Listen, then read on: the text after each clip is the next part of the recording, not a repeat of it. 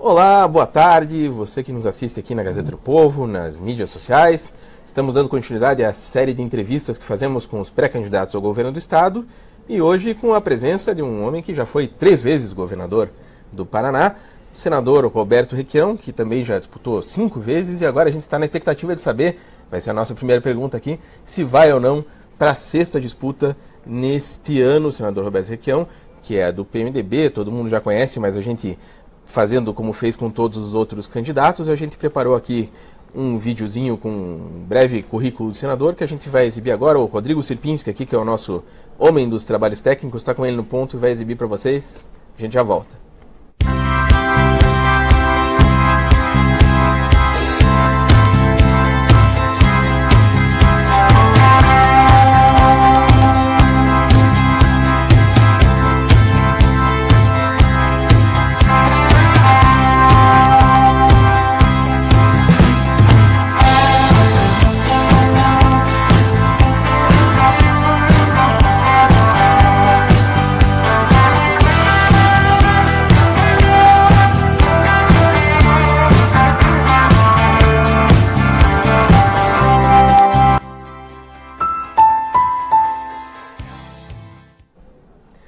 Então, estamos aqui com o senador Requião. Antes de mais nada, queria agradecer a presença e começar perguntando, o senador, aqui com o Euclides também, que está do meu lado. Deixa eu apresentar o Euclides Lucas Garcia, que está fazendo essa série de entrevistas com a gente. Queria perguntar, obviamente, aquilo que todo mundo quer saber. O senhor é candidato ao governo do Estado? Qual é o seu caminho nessa eleição de 2018? Obrigado por ter aceitado o convite. Coloquei o meu nome à disposição do partido. Agradeço ao partido que eu disputo a convenção. Você podia me perguntar por que isso? Eu já fui governador 3 vezes. Então tire de lado a ambição pessoal. Meu currículo de governador está completo. 3 vezes é um exagero. Mas a preocupação maior é que o Paraná está sem candidato a governador. Nós vimos o que deu aquela novidade do Beto Richa. Irresponsabilidade, inexperiência, um grupo de financiadores que acaba na Operação Voldemorte, na Publicano e na Quadro Negro. São as operações conhecidas. A barbaridade se espalhou no governo inteiro. Dobraram a participação nos lucros das empresas públicas, pararam de fazer investimento. A Copel não pode participar de uma licitação mais nacional porque ela não conseguiu dar conta do que começou. Nós estamos literalmente sem governo. Então, o que é que o Paraná precisa? Um administrador experiente, com compromisso com o desenvolvimento, com o emprego, com o Estado, que conheça a estrutura e possa pôr isso a funcionar. Eu me pus à disposição do partido. Não uma ambição pessoal. Se nós tivéssemos uma composição que garantisse uma administração profissional, competente e desligada dessa politicagem de deputado nomeando secretário, distribuição de dinheiro para municípios com antecipação de receita, o que coloca a viabilidade do Estado do próximo ano numa situação muito difícil, eu podia até dizer a você, não, eu vou continuar no Senado, vou tentar uma outra possibilidade política ou vou sair desse jogo. Eu estou com 77 anos, mas hoje eu sou candidato na convenção do PMDB por responsabilidade e compromisso com o Estado. A gente sabe que o senhor, querendo ser candidato, dificilmente o senhor perde uma convenção no PMDB, ainda mais agora que algumas pessoas ali que poderiam talvez fazer frente ou se contrapor ao seu nome, saíram, foram para o PSB, etc. Então, na verdade... Viraram socialistas, né? Pois é. Mas a gente sabe, então, que o senhor colocar o seu nome à disposição praticamente equivale ao senhor dizer que é candidato. Então, o senhor... Tu o disseste. Praticamente é candidato ao governo, sim, é isso? Porque a situação que eu estou hoje é essa. Certo. Com a responsabilidade de ser candidato ao governo para botar o Paraná em ordem. Em determinado momento, senador, falou-se do seu nome como possível vice do presidente Lula. Isso chegou a ser discutido em algum momento? O senhor pensa nisso? Eu sou presidente da Frente Mista, Senado e Câmara, em defesa da soberania nacional. Eu tenho tomado atitudes muito claras em favor do Brasil, do desenvolvimento, do emprego, da liderança do Brasil na América Latina. E alguns companheiros de vários partidos, como uma homenagem à minha participação, dizem, não, o Requião devia ser vice do Lula ou candidato a presidente da República. Eu não tenho legenda para isso. Eu sou presidente do PMDB do Paraná e o PMDB Nacional jamais me daria legenda, porque eu sou do velho MDB. o PMDB daquele documento Esperança e Mudança. Eu não tenho nada a ver com esse liberalismo econômico fracassado que é contestado todo dia pelo mundo. O Trump agora, no mesmo tempo em que no Brasil proíbe investimento público por 21 anos, o Trump pede e o Congresso autoriza um investimento em infraestrutura de 1 trilhão e 500 bilhões de reais. Para fazer frente ao quê? A China, com a sua rota da seda, disputando a hegemonia na tecnologia, a hegemonia no desenvolvimento e a hegemonia política no mundo. E nós estamos completamente marginalizados. Nós perdemos a importância na política globalizada. Mas o senhor não acha, então, que existe uma chance de o senhor sair, vamos supor que o Lula hoje fosse candidato, chamasse o senhor, pedisse para o senhor ser vice, o senhor pensaria em mudar de partido para ser vice dele? Nunca conversei com o Lula sobre isso.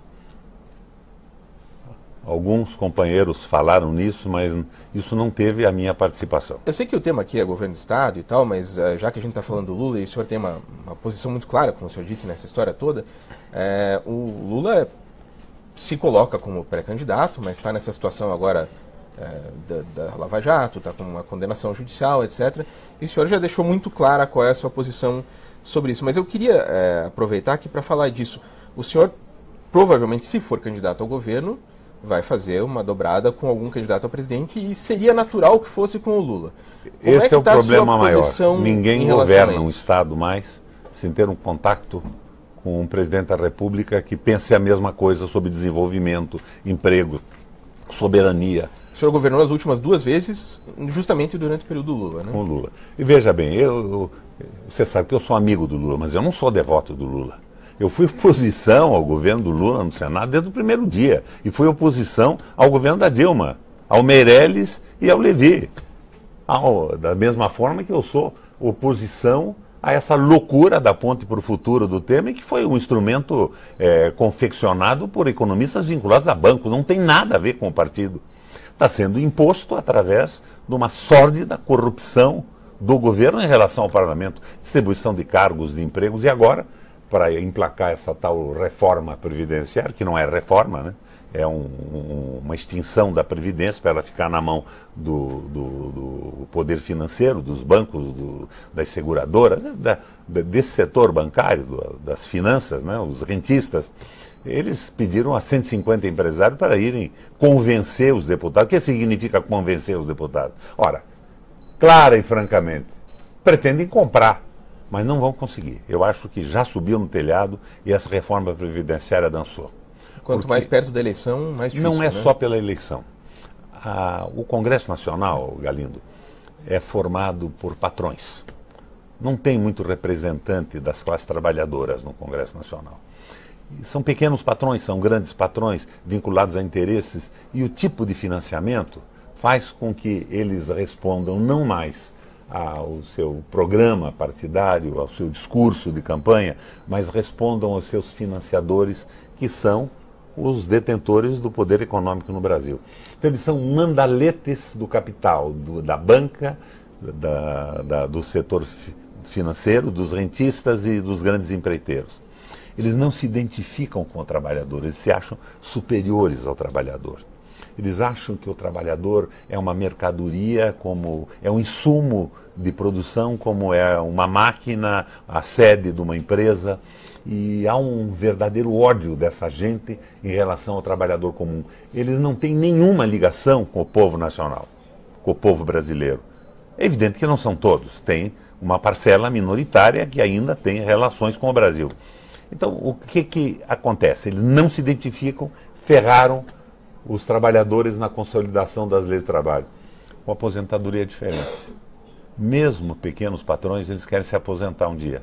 Eles têm uma tia que é professora, eles têm um irmão que é funcionário público, eles têm um primo que trabalha numa empresa e espera contabilizar um razoável valor para a sua aposentadoria. Então há uma identidade entre eles e os que vão ser feridos com a reforma da Previdência. Isso torna muito difícil a aprovação, mesmo com essa brutal tentativa de compra do Congresso. Eu acho que a reforma da Previdência já dançou. É a avaliação que eu tenho.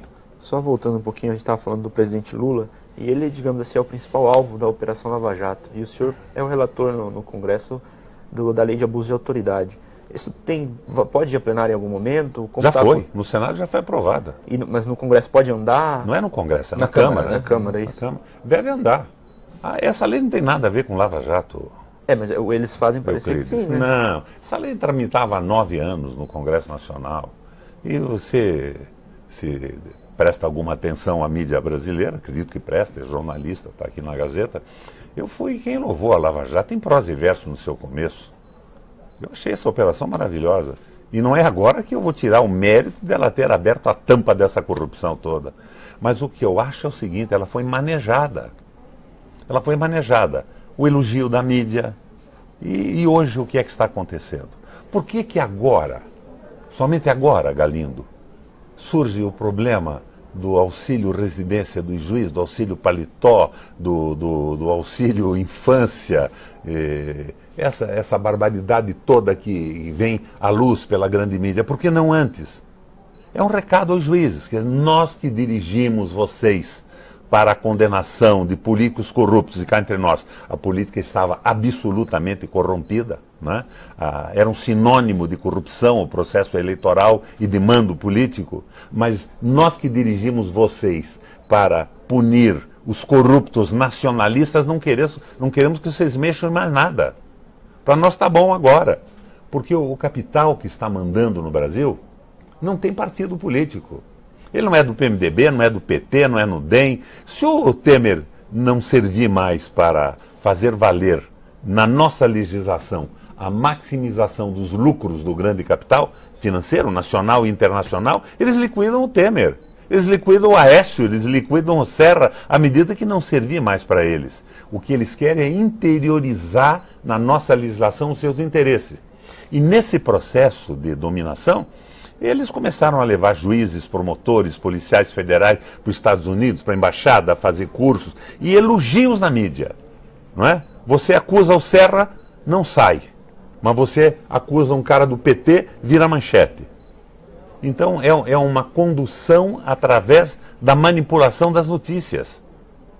Isso é uma coisa extremamente clara. O poder no Brasil não está na mão dos políticos, está na mão dos detentores do capital. E a grande mídia comercial é parte desse esquema e desse acordo. Senador, voltando aqui para a questão do governo do Estado, o senhor falou que não há outro candidato, que não há lideranças disputando o governo do Estado.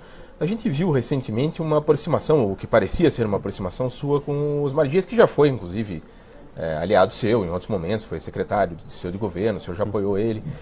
Existe a chance do senhor apoiar ele ou dele apoiar o senhor? Tem alguma conversa nesse sentido ou não? Eu conversei com o Osmar um tempo atrás, fui até tomar um café da manhã na casa dele, fui eu e meu filho, Maurício, e propus a ele um programa comum do PDT e do PMDB em relação a essas barbaridades que estão acontecendo no Paraná. No dia seguinte me aparece na internet ele com o Rossoni e o Romanelli. Então parece que ele rejeitou a proposta que eu fiz. Eu pessoalmente gosto do Osmar. E eu não estou muito preocupado em quem é o candidato. Eu estou preocupado no compromisso de mudar esse jogo do Paraná. Você veja bem, dobraram a participação dos sócios privados nos lucros da Copel e da Sanepar. Acabou com o investimento, paralisaram as empresas, terceirizaram o que podiam, inventaram substituição tributária e liquidaram todos os benefícios que nós tínhamos dado para a pequena e microempresa, paralisaram o ritmo de correção do salário mínimo regional do Paraná, que era o maior do Brasil.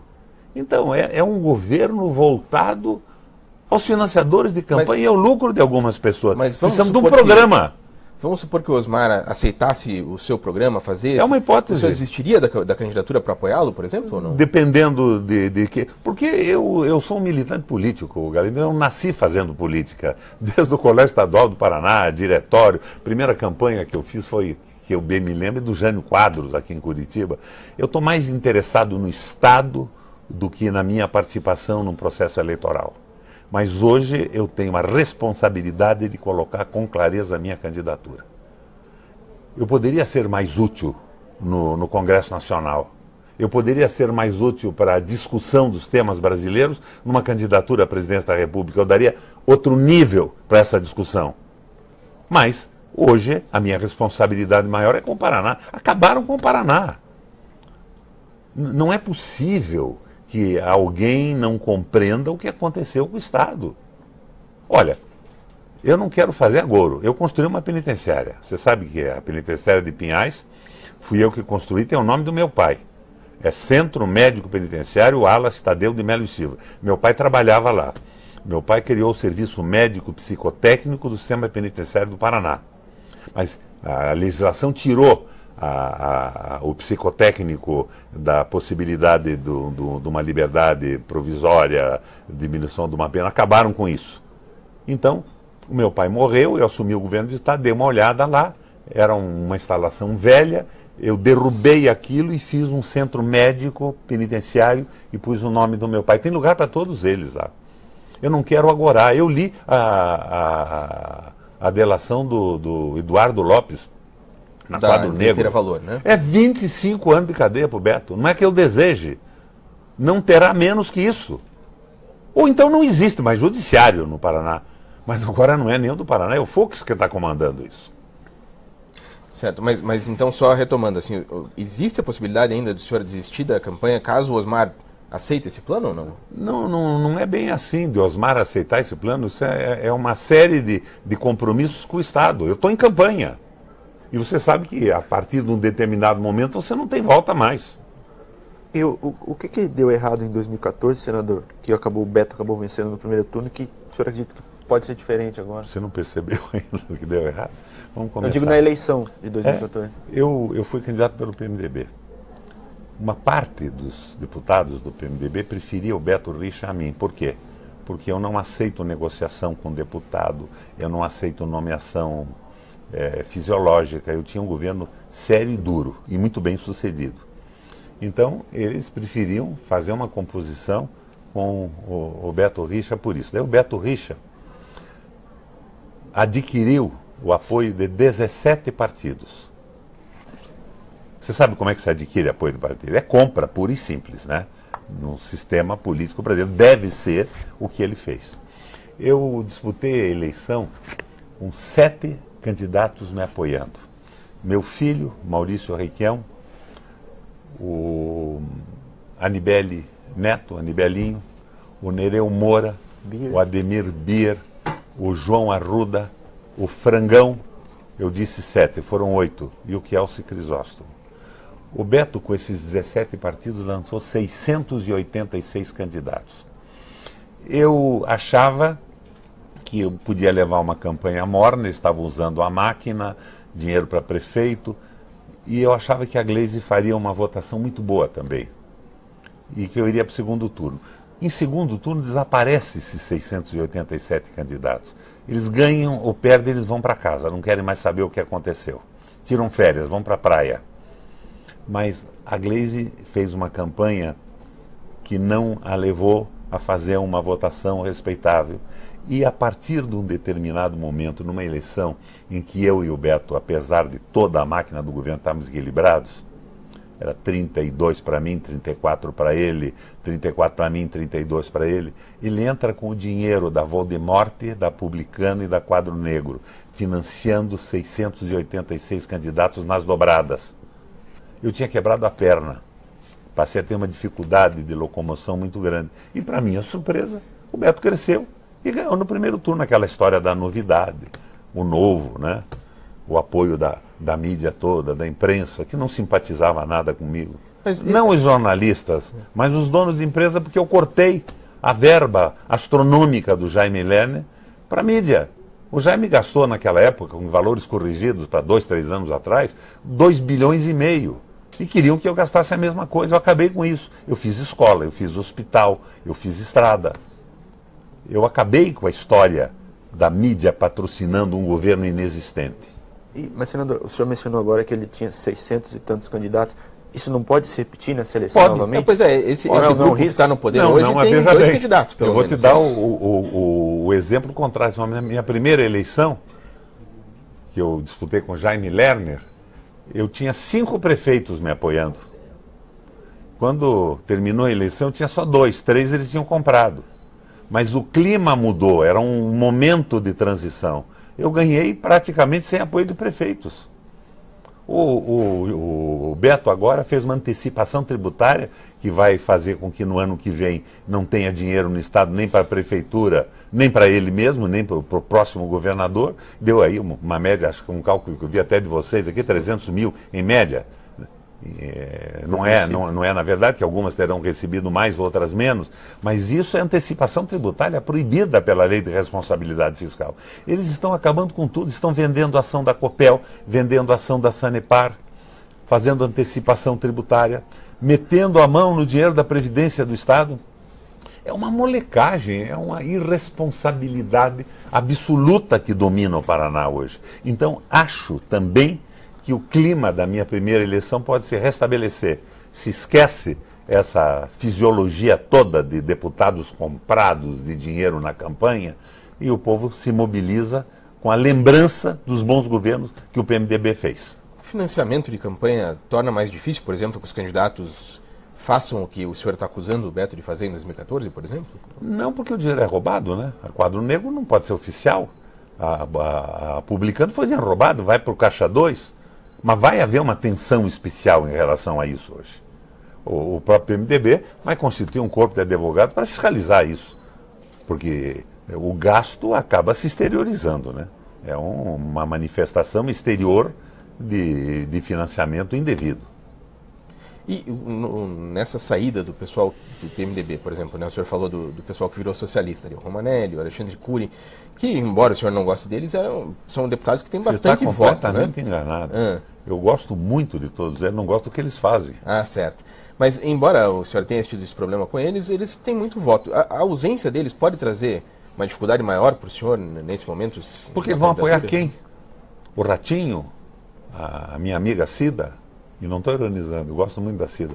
A Cida participou da minha primeira campanha para a Prefeitura de Curitiba. Eu tinha um sistema de produção de programa, era o Fábio Campana, a Cida, o Manaus e eu. Então sou amigo dela há muito tempo. Mas a ausência desses deputados não prejudica o senhor? Pode. Num esquema comum, de uma campanha sem princípios, sem programa, sem uma posição muito clara a respeito de para que serve a Copel, para que serve a Sanepar, para que serve o Estado, é para gerar emprego ou é para gerar lucro para financiador? Se isso não se explicitar com clareza, esses deputados comprando o voto ajudam a eleger um governador. Se veja a situação do Beto hoje. Ele ainda tem algum voto em pequenos municípios do interior. O deputado vai lá, entrega uma ambulância, faz um puxadinho na creche. Meu Deus, está trazendo, é o Beto que está trazendo. Em Curitiba a rejeição é 71,6%. Isso inviabiliza qualquer campanha. Curitiba e Metropolitana são o quê? 25% do Estado? Não é mais ou menos isso? E pelo discurso que o senhor está tendo aqui, senador, o senhor tem certeza que a campanha deste ano, o eleitor vai priorizar a experiência, não o Vai novo? priorizar a experiência e a seriedade. Ladrão vai ter grande dificuldade em fazer campanha. Ladrão conhecido, né? E tem os ladrões que ainda não surgiram para... Começando aqui, o pessoal da internet aqui vai aparecendo. Primeiro, antes de mais nada, tem aqui, deixa eu ver o nome só. Tem um pessoal pedindo para o senhor mandar um abraço para Colombo aqui. O José Pereira pedindo para o senhor mandar um abraço para Colombo. Colombo é um município onde eu nunca perdi uma eleição. Um abração a vocês, companheiros. Eu vou aproveitar aqui e passar para a parte das propostas aqui, porque está todo mundo fazendo a mesma pergunta aqui. Todo mundo aqui mandando mensagem perguntando sobre pedágio. O senhor, em 2002, em 2006, fez campanha dizendo que ia lutar contra o pedágio. Ficou a famosa frase, né, do abaixo ou acaba, e várias pessoas aqui dizendo não abaixou nem acabou. O Cione Lopes pergunta aqui, não abaixou nem acabou e agora? Geraldo Beto queria o quê? Geraldo Cerqueira, pedágio de abaixo acaba, lembra? Lembro. João Queiroz, Estradas da Liberdade, como fica agora? Enfim, eu queria saber se o senhor... Vamos lá, é um assunto que me agrada. Agora em 2021 vai ter o fim do contrato, é um assunto que me agrada. O que o senhor pretende fazer? Como eu passei a defender os interesses do Estado e não o interesse dos empreiteiros que dominaram o pedágio. Eu entrei com 42 ações contra eles.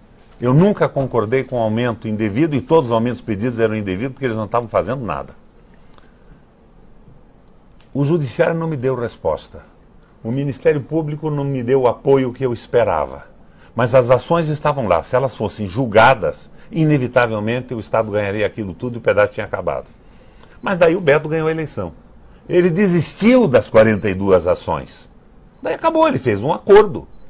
E esse acordo, muito provavelmente, levando em consideração a forma de fazer política no Brasil, Galindo Euclides, foi o financiamento da campanha dele. Ele retirou todas as ações. Agora, se me perguntam o que eu faria agora. O pedágio acaba no meio do próximo 2021, governo. Né? Eu acho que a condição do Brasil hoje é muito difícil para mim dizer nós vamos imediatamente assumir a manutenção disso tudo. O que eu faria hoje? Eu faria um pedágio estatal do estado do Paraná com uma tarifa bem baixa, como é a tarifa, por exemplo, de Santa Catarina. Das BRs, né? R$1, R$2 por passagem para manutenção de estrada. A duplicação e o aumento, a gente tinha que cobrar deles o que eles não fizeram. Mas daí eu vou precisar de novo do apoio do Judiciário e o apoio do Ministério Público.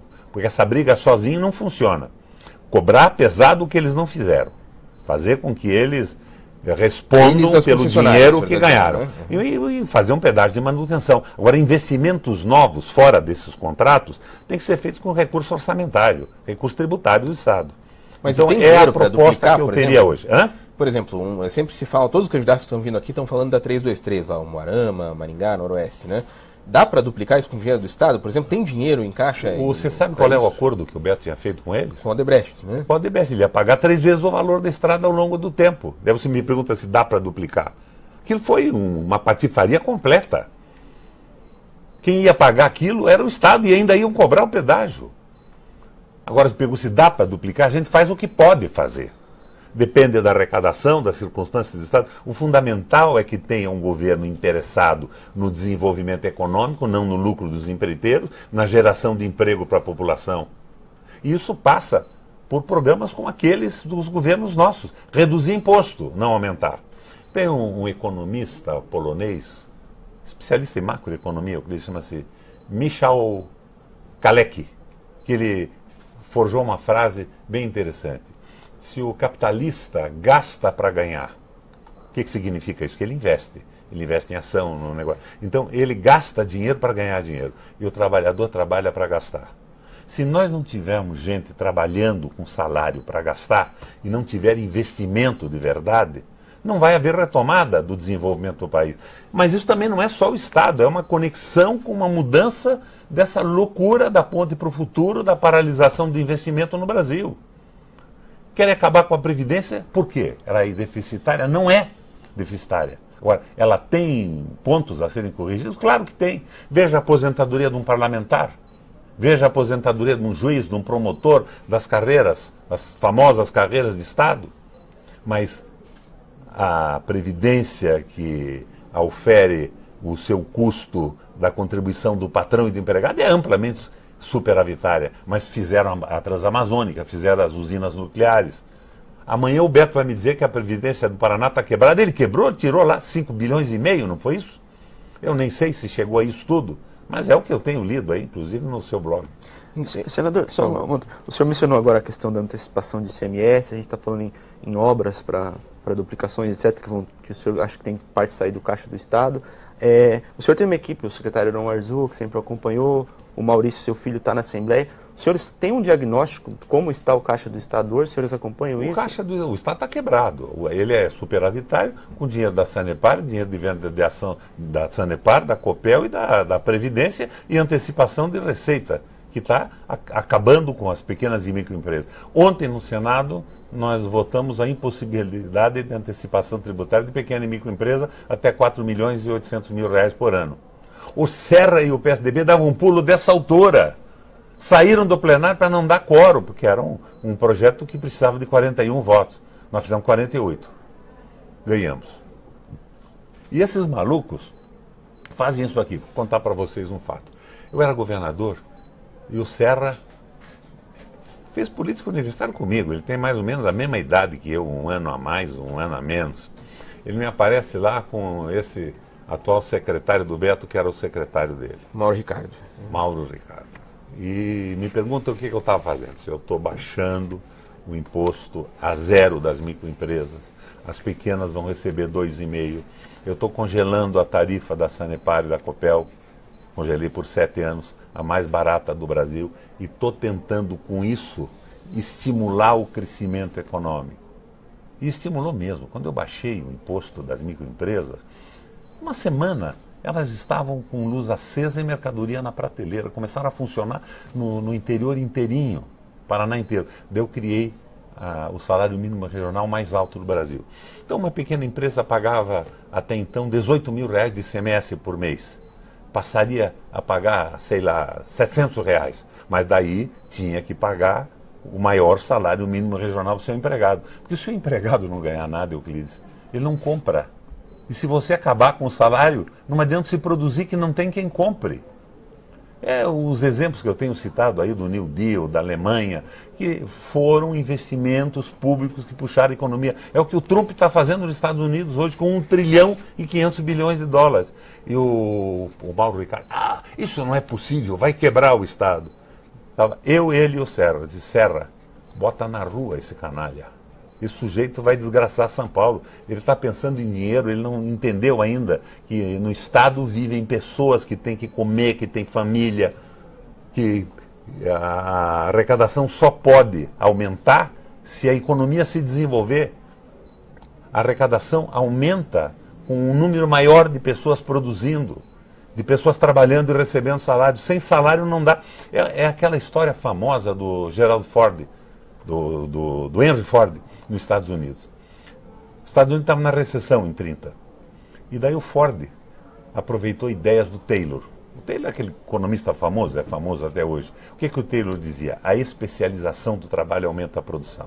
O trabalhador treinado, que sabe o que faz, que tiver competência, ele vai produzir mais e com mais qualidade no mesmo tempo. O Ford pega essa ideia do Taylor e põe na linha de montagem do Fordinho. Este grupo aqui funde o motor, esse grupo usina as peças, esse grupo monta a carroceria, esse outro grupo monta a caixa de troca, e aquela linha de montagem foi um sucesso absoluto de qualidade e aumento da produtividade.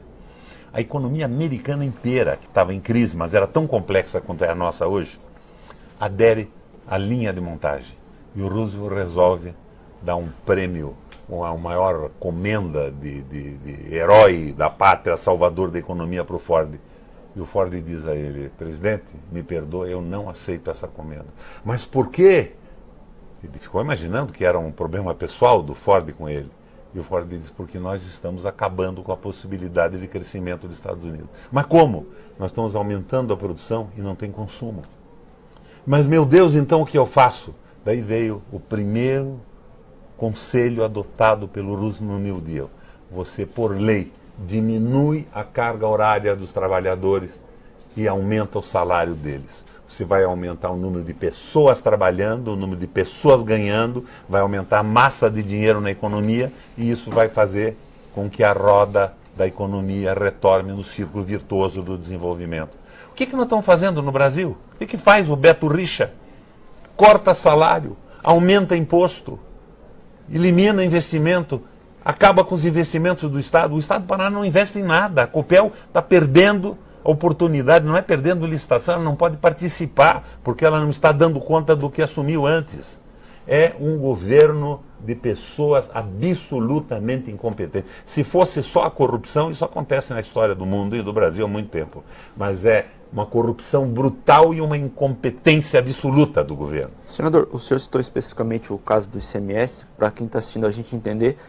Em 2007, durante o seu governo, o senhor adotou alíquotas menores em relação às tarifas nacionais para micro e pequena empresa. Né? E na hoje... mesma linha do Roosevelt. Isso. Eu baixei 105 mil itens. Comecei com 95 mil, depois baixei mais 10 mil ou 15 mil. Mas o senhor faria isso de novo? Reverteria? Não tenha nenhuma dúvida. Porque, não tenha nenhuma dúvida. Se você não fizesse a economia rodar, você ganha na escala, no movimento da economia. O que esses idiotas fazem? Você veja, por exemplo, a tarifa aérea. Como é que está no Brasil hoje? Por demanda. Não tem nada a ver com o custo da operação do transporte. O que eles fazem? Diminui o número de passageiros, porque a economia está em crise. Eles aumentam a tarifa para manter a lucratividade. Agora, fim de semana, véspera de carnaval. Você vai para Brasília, paga R$1.000. Na véspera de carnaval, de repente, você encontra uma tarifa de 2.500. Menos passageiro, aumenta o preço para manter a lucratividade. É uma loucura isso. E o que esses caras estão fazendo? Em vez de fazer a economia andar, se desenvolver, ter mais gente empregada, mais pequenas empresas se instalando, grandes e médias empresas, o que eles estão fazendo? Estão aumentando o imposto para arrecadar a mesma coisa. E arrecadar para quê? Para Voldemort, para publicano e para quadro negro? No caso do IPVA, por exemplo, o atual governo passou de 2,5% para 3,5% ali. O senhor se comprometeria em reverter para 2,5% ou não? Eu acho que sim. Eu acho que sim. E o Paraná estava ganhando com isso porque as empresas de aluguel de carro do Brasil inteiro estavam emplacando aqui. E também sobre impostos tem a questão da substituição tributária, né? Que o senhor Isso falava tem que muito. acabar. Isso é crime. Em 2014 o senhor falou muito nisso, né? Isso é crime. E o senhor acabaria com isso? Sem a menor sombra de dúvida. Porque a substituição tributária faz o pequeno empresário pagar imposto antes de vender a mercadoria. Ela liquida o pequeno. A substituição tributária foi bolada por tributaristas para grandes empresas. Por exemplo, uma empresa de cigarro. Ela produz uma massa de cigarro, uma quantidade brutal. Então, você imagina, o consumidor vai pagar ICMS. Mas isso vai para uma miríade de pequenas lojas, banquinha de revista. E todo mundo só nega, você perde o controle da arrecadação. Então, se cobra na substituição tributária. E o sujeito que compra o cigarro, ele compra naquele sistema de just in time. Ele compra exatamente no mês ou na semana o que ele vai vender no mês e na semana. Então ele não faz estoque. Automóvel, a mesma coisa. São milhares de revendas de automóvel no Brasil, grandes e pequenas. Então se cobra por antecipação. Mas isso não se aplica a uma pequena empresa. O sujeito é obrigado a pagar o imposto antes de vender. Eles estão quebrando todo mundo, isso é uma estupidez. Eu vi o Serra, que é o inspirador desse Mauro Ricardo aí, dando pulos no Senado quando nós derrubamos a substituição tributária para pequena empresa até 4.800.000 por ano. Meu Deus, vamos perder a arrecadação. Ele não está se preocupando que as pessoas estão perdendo salário e emprego. Eles são completamente malucos. E o Beto, que era um ignorante na economia, na história, no desenvolvimento, na sociologia, engoliu isso tudo e pegou esse Mauro Ricardo como tutor. Agora, além do Mauro Ricardo, tem os Ezequias, os empreiteiros, os Lopes, as escolas não construídas e pagas. Se envolveu nisso tudo. Agora fica aqui uma observação minha. O Beto, quando entrou na prefeitura, não era assim. Ele me procurou, eu era governador, e eu dei uma mão forte para ele. Eu fiz o Estado construir e bancar 11 pequenos hospitais de periferia para levantar o Beto e levantar a saúde de Curitiba, que afinal é minha cidade também. O Beto me dizia, Riquião, os vereadores querem comissão, querem isso. Ele chorava no meu ombro. E de repente ele está envolvido em tudo isso. Como dizia um popular, estragou na capação. E o senhor citou especificamente tarifas de água, etc. O senhor voltaria a congelar novamente? Congelar, sim. Em princípio, eu acabava com a história de duplicar a distribuição de lucro para os sócios privados. O que eu fiz? O sócio majoritário da Copel e da Sanepar é o Estado. Então, quando você atribui um valor de distribuição de lucros, o Estado recebe. Eu nunca recebi a parte do Estado. A parte do Estado era investida na própria empresa para melhorar a qualidade da água, de energia elétrica. E eu construí a usina do Fundão, Santa Clara, lá em Guarapuava, começada pelo Leme, e comecei em Mauá aqui, com a Copel. Eu peguei a Copel, ela tinha um prejuízo de 340 milhões de reais no balanço. No primeiro ano eu já botei 1 bilhão de lucro e nunca mais diminuiu o lucro de 1 bilhão. Porque bastou moralizar, acabar com a patifaria. Você sabe que tinha um contrato da Copel feito pelos Gulino, uma empresa que nem me lembro o nome dela, acho que era Trader, um troço assim, que a Copel compraria energia da Argentina. Os números podem não ser exatamente esses, que eu estou longe do governo há algum tempo. Mas era uma coisa mais ou menos assim, 1 megawatt-hora de energia argentina custaria R$127. Acontece que naquele momento estava sobrando energia no Brasil. A Copel não precisava da energia da Argentina. A Argentina estava num surto de desenvolvimento e se a Copel precisasse, a Argentina não teria energia para nos dar. Mas como nós não pedíamos porque não precisávamos e a própria energia do Brasil estava custando R$10 o megawatt-hora, a Tradener recebia, porque o contrato dizia que recebia aquele valor sendo consumido ou não. Você sabe que eu não entrei nem na justiça em relação a isso. Eu mandei sustar o pagamento e eles não tiveram coragem de procurar a justiça para contestar a atitude que eu tomei de sustar o pagamento. Era esse tipo de coisas que eles faziam e é provavelmente esse tipo de coisas que eles fazem hoje. Porque é o mesmo pessoal. Eles me ganharam a eleição. Eles seduziram deputados do PMDB que não gostavam do Requião, porque o Requião não colocava cabo eleitoral em lugar que precisava de um técnico. Eu fiz a administração do ponto de vista da eficiência levado ao máximo que eu pude. Eu não vou dizer para você que uma vez ou outra eu não podia fazer uma concessão à Assembleia, mas o espírito era outro. Eles não gostavam daquilo, não. O Requião fez um bom governo, mas não serviu para nós. Ele não pagou a nossa rádio. Ele não deu dinheiro para o programa de A, de B e C. Em 8 anos de governo, o presidente da Assembleia nunca foi do PMDB, por exemplo. Né? Em 8 anos dos seus dois últimos isso era um governos. programa da Assembleia. Eu não votava na eleição do presidente da Assembleia. Mas o governador tem Se certa o influência. governador, se fosse um governador envolvido em corrupção e negociata, elegia o presidente da Assembleia comprando os deputados. Senador, Eu não fui governador para comprar deputado para eleger presidente da Assembleia. o Cláudio dos Santos aqui pergunta a sua opinião com relação à hora-atividade dos professores. Eu aproveito para falar também sobre funcionalismo em geral, né? A gente sabe que agora em 2019, primeiro ano do próximo governo, seja quem for o governador, a Assembleia aprovou um teto, né, de gastos, congelando e que provavelmente vai impedir, inclusive, a reposição da inflação para o funcionalismo. Como é que o senhor vê isso? Você já viu quanto é que estão gastando em publicidade no governo do Estado? Mais ou menos 200 milhões por ano, né? Eu não gastava. Para tristeza, inclusive, na época do meu amigo Dr. Francisco, que por incrível que pareça, se dava muito bem comigo, não politicamente, mas pessoalmente, eu investi em escola, em educação e tudo mais. Os professores foram completamente desvalorizados. Mas veja, Galindo, para você entender qual é o jogo que eu faço. Outro dia eu fui na PP, convidado por eles. Aqui você tem que ser candidato a governador, terá o nosso apoio e tal. Eles ficaram satisfeitíssimos comigo, mas muito mais do que comigo, com meu irmão, que foi o secretário da Educação, o Maurício, que foi brilhante. Seria de novo? Hã? Seria de novo ele? Eu acho que seria um grande secretário. Acho que seria um grande secretário. Mas veja bem, daí me aparece um economista e diz assim, agora que o Beto arrumou as finanças do Estado, nós temos que levar nossas reivindicações disso e daquilo e tal. Eu disse, por que você não vai trabalhar com o tal do Mauro Ricardo?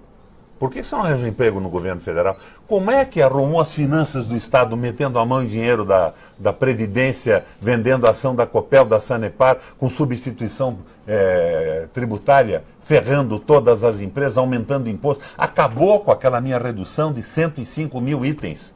De 18 eu reduzi para 12. Agora, como é que eu fiz isso? Fiz por decreto. Chamei os donos de supermercado, os controladores do supermercado do Paraná, e disse o seguinte, olha, eu quero reconhecer que nós estamos numa situação muito difícil, o Brasil está em crise, o povo não está conseguindo comprar. Então eu vou reduzir o imposto daquilo que a gente chama em economia de bem de consumo salário. É aquilo que o salário das pessoas compra para manter a vida das pessoas, da família, a subsistência, o uniforme dos filhos, material de escola, aquilo tudo. Então eu vou reduzir, mas eu vou fazer antes uma auditoria dos preços nos supermercados. Se vocês imediatamente reduzirem os preços na mesma proporção que eu reduzo o imposto, eu mantenho. Se eu perceber que vocês estão se aproveitando da redução dos preços para ganhar mais dinheiro no momento da crise, ferrando o trabalhador e o paranaense, eu revogo o decreto no dia seguinte. Eu consegui esse acordo, policiei o acordo e nós reduzimos o custo de vida no Paraná. Foram 105 mil itens. Eu faria de novo, claro, nesse momento. O que o Trump está fazendo nos Estados Unidos? O Trump está baixando imposto e aumentando investimento. Ao lado disso, o Trump está perseguindo os negros, os latinos. Ele é racista. Eu conheci esse Trump. Eu fui fazer uma palestra sobre economia a convite do Sindicato dos Bancos Americanos, não é bancário, de banco. Inclusive, naquela época, o Fábio Campana foi comigo e alguns deputados que eu levava junto. O Fábio era meu secretário de comunicação. Se não me engano, vocês forem numa Daí luta... tinha um feriado na seguida e o Ciro Batelli, que era gerente do César Parque é latino, a palavra é latina, eles chamam de César, mas deviam chamar de César, me convidou para conhecer o cassino de Atlantic City. Eu fui. O Requião é contra o jogo. Eu sou contra o jogo que serve de lavagem de dinheiro. Não me preocupa o jogo, o bingo que o padre pode fazer na comunidade, que a associação de bairro faz para arrecadar dinheiro, para salvar uma família em dificuldade. Não é contra o jogo, não é uma coisa, não é religiosa. É o jogo como instrumento de lavagem de dinheiro. Eu fui conhecer aquele troço. Daí quiseram me levar para conhecer o Trump Tower, que era o grande cassino do Trump em Atlantic City. Eu fui para lá. Eu fui e de repente eles me disseram: Requião, mandamos pegar tua bagagem, você vem para cá agora? Eu disse: não, manda de volta, eu não venho no Trump Tower. O Ciro me convidou, fico lá e vou embora daqui a 2, 3 dias. Encadeou uns feriados, eu não tinha por que voltar antes. Daí no outro dia, até quem me lembrou disso outro dia através de um amigo foi o Campana. Eles me ligaram lá que o Trump queria me convidar para ir numa luta de boxe. A famosa luta do Holyfield com o Mike Tyson, em que o Mike come a orelha do Holyfield. E eu fui pro camarote do Trump. Eu não me lembro bem se ele me pegou no hotel, se eu encontrei lá. Tá na névoa do esquecimento, o Fábio que me levantou. Mas no camarote do Trump com ele tinham 2 negros, amigos dele. Ele não é racista. Ele está jogando em cima de pesquisa de opinião. De quem é o voto do negro nos Estados Unidos, do imigrante, do latino? É do Partido Democrata. Ele está tentando evitar esses imigrantes votando no Partido Democrata.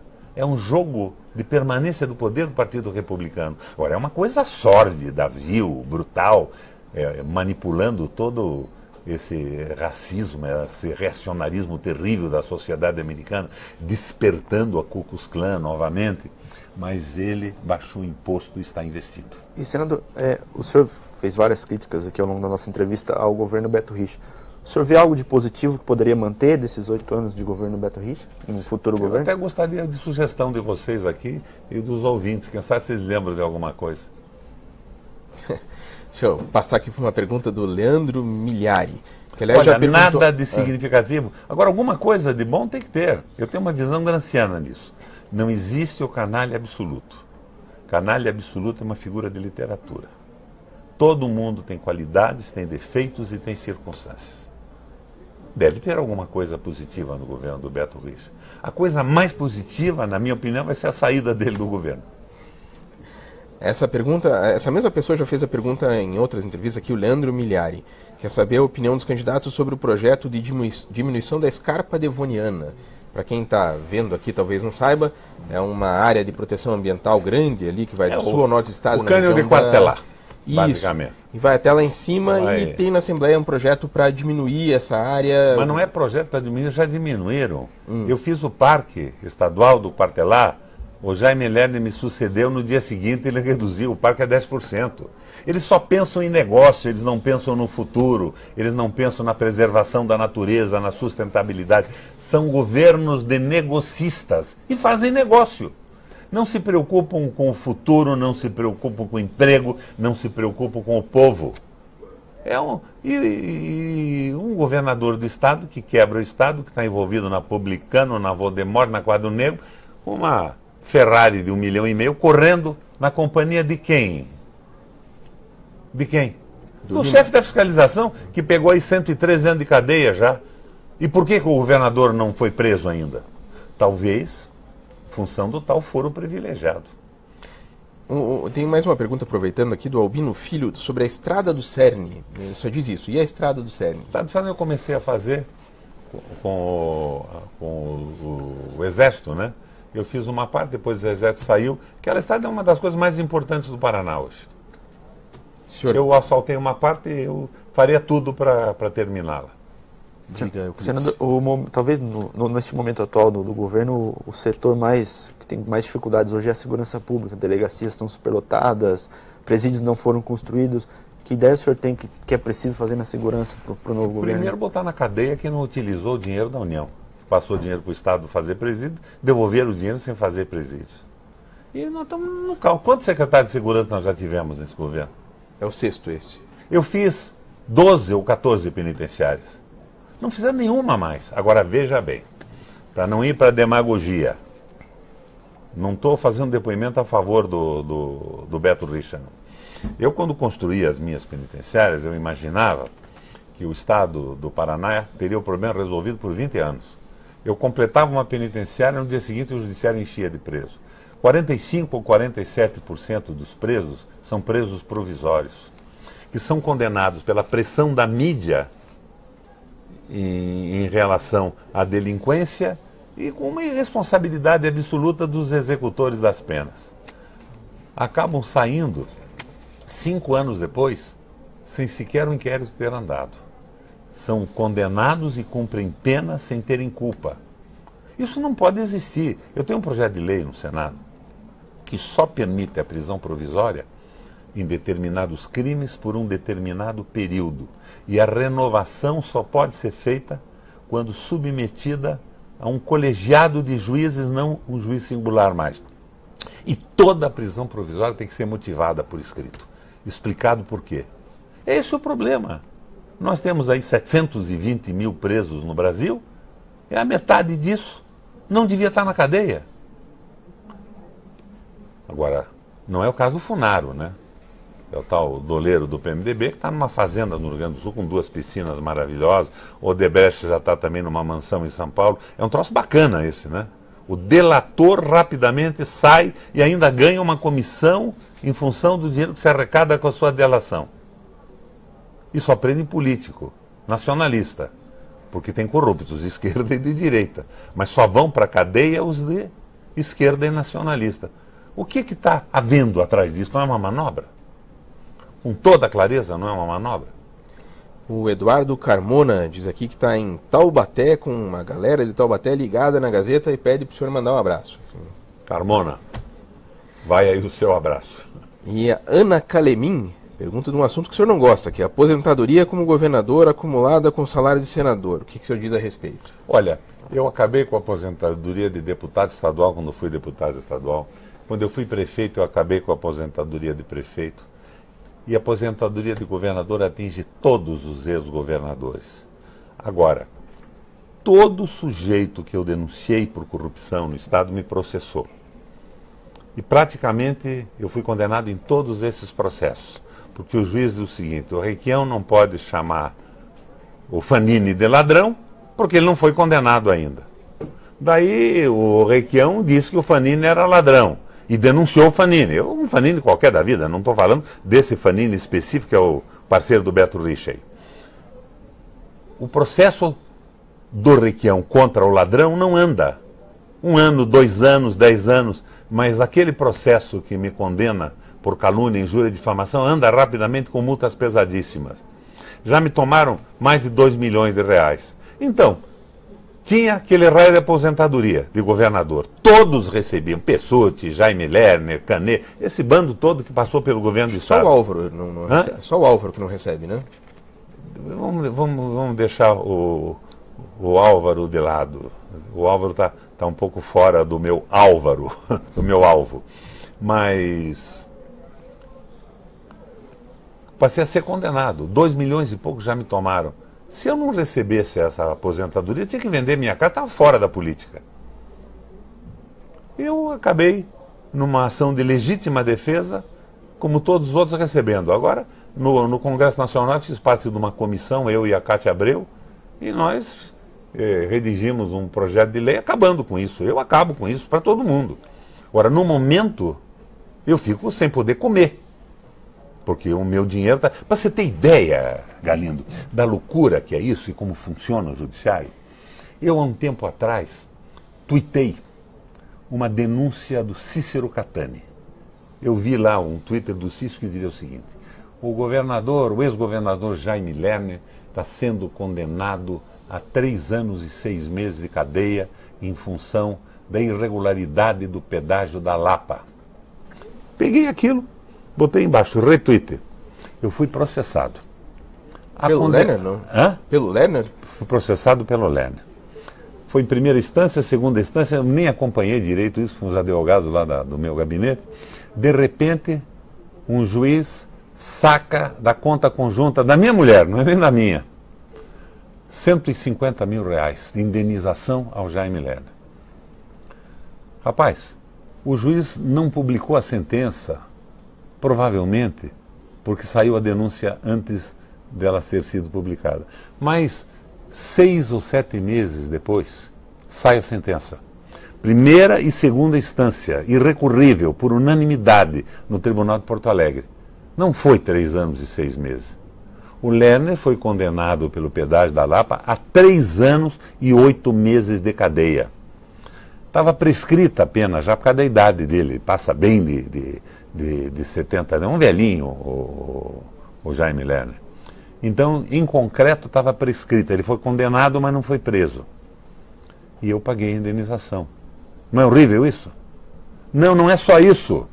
O pedágio da Lapa continua aberto, depois do ex-governador ter sido condenado por ter dado o troço. Então, você veja bem, o que está acontecendo? Como é que um promotor federal acusa o Lerner, a Justiça Federal condena a 3 anos e 8 meses de cadeia, e nenhum promotor, nem governo do Estado, mantém aberto o objeto do crime, que é o pedágio da Lapa?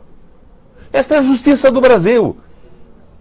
Daí você não me recrimine por ter feito aquele projeto de abuso do exercício do poder.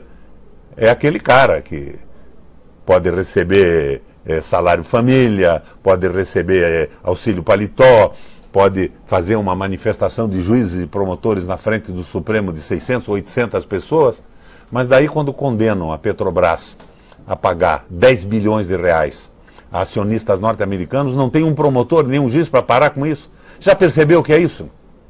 O sócio, o acionista, não pode acionar a empresa. Ele tem que acionar o ladrão que roubou a empresa.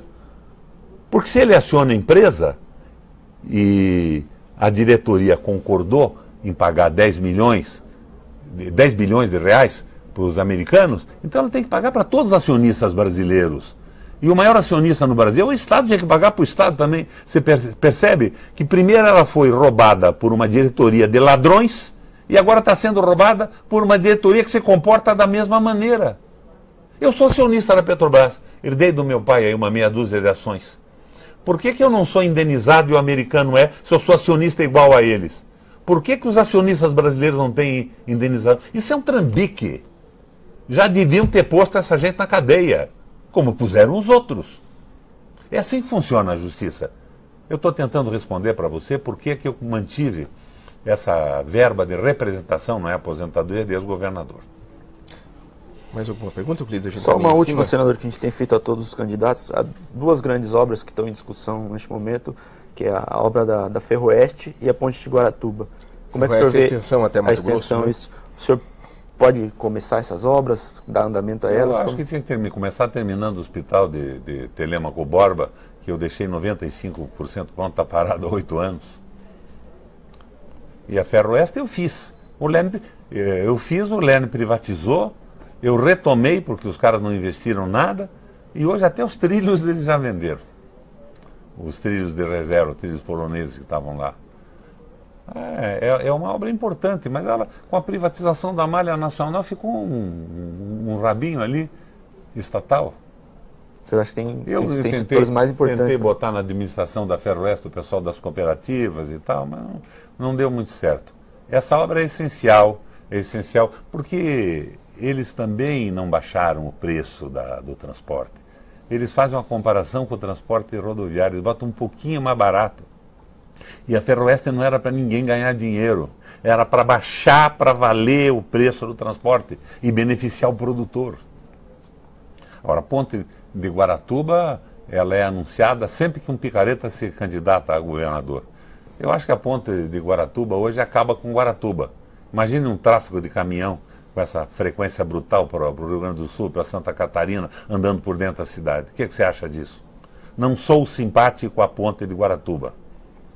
É uma coisa caríssima, não é prioridade. Agora, veja bem, eu tinha lá uma modificação nas praias do litoral que iam sair aí uma quantia ínfima. Agora eles estão falando em bilhões de reais para fazer o que eu fazia por meia dúzia de milhares de reais. É só picaretagem. Véspera da eleição, prometendo o quê? Ponte para Guaratuba. Ponte para o futuro. É do Lerner e a do Beto é para Guaratuba. Senador, para encerrar, a gente sempre faz algumas perguntas aqui, até para ficar do mesmo jeito para todo mundo aqui. sobre gosto pessoal, etc. E a primeira pergunta que a gente faz sempre é qual um lugar do Paraná que o senhor se sente mais à vontade, que o senhor gosta mais? Minha casa. Certo. Que é em Curitiba, no Bigorrilho ali. No Bigorrilho. Que eu comprei quando era estudante e feita pelo BNH. Uma pessoa, não político, uma pessoa que o senhor admira. Hã? Uma pessoa inspiradora. Inspiradora, minha mulher. Porque ela está aqui do lado só? Não. Se você me faz uma pergunta dessa, me bota numa situação extremamente Então constrangedora. vamos fazer diferente. Uma figura histórica que é inspiradora para o senhor. No Paraná? Não necessariamente. Não. A minha inspiração política vem do meu bisavô. Chama-se Justiniano de Melo e Silva. Nascido em Sergipe, em Divina Pastora, no Sergipe, formou-se em Direito em Recife, estudou 7 ou 9 anos Sociologia na primeira Universidade das Américas, que é a Universidade Jesuítica de Córdoba. No dia seguinte à proclamação da República, ele em Curitiba, ele veio para Curitiba com o Zacarias Góes de Vasconcelos, fundou o Partido Operário, que era um partido para defender o interesse dos trabalhadores do Paraná contra a exploração do capital vadio. Veja, separa o capital vadio do capital produtivo, que é investido numa fábrica que dá emprego, que produz bens, que melhora a tecnologia. Capital vadio é o capital do investidor que hoje se locupleta da rolagem da dívida dos estados sem produzir rigorosamente nada, parando o desenvolvimento econômico e concentrando o poder. Um político que seja um modelo para o senhor? Político, modelar? Eu não tenho muitas devoções. Eu acho que todo mundo tem qualidades e defeitos. Mas um que o senhor acha vale a pena? Na história do Brasil? Ou pode até ser fora também, o senhor falou do Roosevelt. Bom, você quer um político que me inspira? Meu pai. Um livro favorito? Livro favorito? Você não quer que eu diga a Bíblia, nem o Saint-Exupéry. O livro favorito meu é do Serge Tchacotini, traduzido pelo Miguel Arraes. Em francês chama-se Le Viol de Masse. Em português, A Propaganda Política e a Violação das Massas. É um curso de mestrado sobre manipulação da opinião pública. Um filme. E condena, evidentemente, a manipulação. Um filme favorito? Os Sete Samurais. E uma música, não um gênero, uma música. Música. Olha, rapaz. Hã? Tem alguém de soprando no momento, a minha música preferida é o Me Chama Que Eu Vou. Seu jingle de campanha, tá certo. Para encerrar, senador, o senhor tem um minuto aí para olhar para a câmera e dizer por que o senhor acha que deve ser o próximo governador do Paraná. Eu acho que o Paraná precisa ter um governador. Eu fui governador por 3 vezes, eu me especializei em administração pública. Eu sou formado em Direito, em Jornalismo, pela Católica, e em Urbanismo, uma pós-graduação na Fundação Getúlio Vargas. Eu aprendi muito em administração pública e, como senador, eu andei pelo mundo. Eu exerci a presidência do Parlamento Europeu Latino-Americano, da Eurolate, nesses últimos 2 anos. Eu fiz, como presidente da Eurolate, congressos na Grécia, na Itália, em Portugal, em diversos países, conversando com os principais gestores de economia do planeta Terra, ministro da Economia de toda parte, e aprendi o suficiente para dizer que a crise do Brasil é absolutamente artificial. A dizer que uma boa gestão pode fazer o Paraná andar bem melhor, mas é fundamental que a economia nacional seja redirecionada. Hoje, o que estão pretendendo para o Brasil é que ele seja o celeiro do mundo, produtor de commodities agrícolas e minerais, com subemprego, trabalho semi-escravizado, uma espécie de estado de segunda categoria. O Brasil não está quebrado. Um país com 390 bilhões de dólares em reserva não está quebrado. Ele precisava inverter esse processo, fazer o que a Alemanha fez para sair da crise de 30, o que os Estados Unidos fez, o que o Japão fez com o Keidanren, que foi sempre a participação pesada do Estado na crise recessiva, para estimular, inclusive, o setor privado a investir também. São modelos que deram certo e que estão sendo negados. por um grupo de pessoas que se dizem adeptas do liberalismo econômico dos Estados Unidos, mas que são contradistadas pelo Donald Trump a cada momento. O Trump outro dia declarou que a proteção do trabalho e da empresa americana era indispensável para o desenvolvimento. E agora faz um investimento de 1 trilhão e 500 bilhões de dólares deficitário, enquanto esses maluquetes aí, comandados pelo Temer e pelo Meirelles, pretendem paralisar investimento no Brasil por 20 anos. Quem é esse Meirelles? Esse cara nunca escreveu um trabalho sobre economia. Vocês dois nunca leram uma página dele com uma tese econômica. Gerente de banco, vendedor de seguro, de cartão de crédito e de cheque especial, a serviço do lucro do capital financeiro e dos rentistas. Nós estamos em péssimas mãos. Uma parte é corrupção, outra parte é erro e outra parte é um colonialismo, uma corrupção filosófica e do pensamento econômico de pessoas que estão fazendo essas bobagens para se manter no poder e que são insensadas. Nós temos até um juiz que começou a Lava Jato, essa maravilhosa operação, que foi ouvido nos 60 minutos dos Estados Unidos, o programa mais ouvido do mundo. Bem melhor do que eu aqui, o programa de vocês na Gazeta. Agora, por quê? Por que que um procurador do Brasil, que fez um trabalho porreta, eu não desmereço esse trabalho deles, não, tem que ir uma vez ou duas por mês para os Estados Unidos? Que história é essa? Fazer o que lá? A serviço de quem estão? Estão corrompidos? Olha, eu não acredito em corrupção. Eu acho mais que estão fascinados pela própria vaidade. Mas não desmereço o trabalho que fizeram. Só que o trabalho é localizado. É só nacionalista que vai preso. Quem não estiver atrapalhando o entreguismo e o fim do Estado Social brasileiro tem a proteção da lei. Vocês vejam os votos do Gilmar no Supremo. Ele vota conforme os seus interesses, suas amizades. Não tem direito mais nisso. E todos os juízes dizem, o juiz tem direito à interpretação da lei, à hermenêutica jurídica. Então a lei diz que é preto, o juiz pode dizer que é azul, cor-de-rosa, amarelo ou branco. Não é assim. Para que serve o legislativo que aprova as leis? Isso virou uma bagunça. E o meu bisavô, nesse Partido Operário, propunha que os juízes, em 1890, há 127 anos atrás, que os juízes fossem eleitos porque eles tinham tanto poder que esse poder tinha que ser limitado pela sociedade. E propunha que o Brasil abandonasse o direito romano-germânico e partisse por direito arbitral como solução dos conflitos, para dar velocidade ao poder judiciário. Coisas interessantes há 127 anos atrás. A China hoje só faz o julgamento conciliar nas questões civis. Tem 113 mil juízes para 1 bilhão e 500 milhões de habitantes. Conciliação. Conciliação significa que nem se procura os princípios do direito romano-germânico. Acertou, na frente do juiz está liquidada a ação, não tem recurso, não tem nada.